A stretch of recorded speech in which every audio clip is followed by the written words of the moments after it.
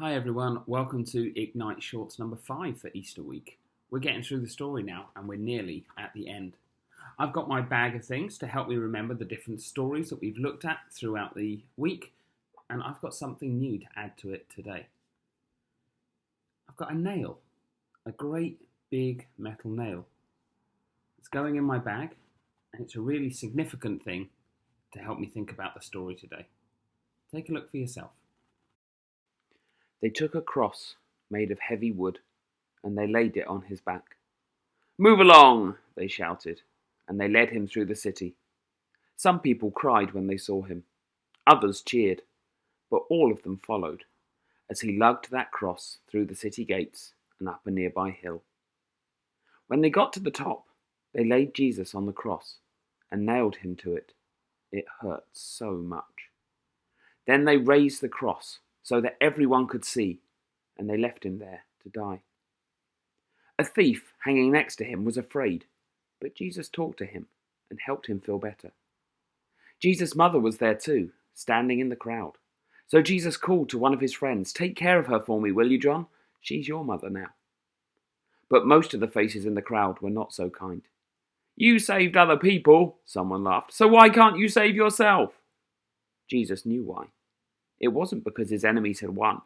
It was because God wanted him there, to take away all the bad things anyone had ever done. Soon the sky grew dark and the earth shook. It was as if God's own heart was breaking. And then it happened. "It's done," Jesus whispered. And in the sadness and the dark, he died. And that was today's story. The story of Jesus dying on the cross, because it was God's plan to save all of us, because he loved each of us so much. John 3:16 says, "For God so loved the world that he gave his one and only Son, that whoever believes in him shall not die, but will have eternal life." But that's only true and that's only possible because of the amazing thing that Jesus did on the cross, dying for you and for me. Now, this might seem like a really sad story, and it is in a lot of ways, but it's also a story about love and about hope, because Jesus died on that cross to take the blame and the punishment for the sin and the wrong things that are in our world. Jesus dying is a story of hope and life and light. It's about a light shining in the darkness and God's plan to save all of us.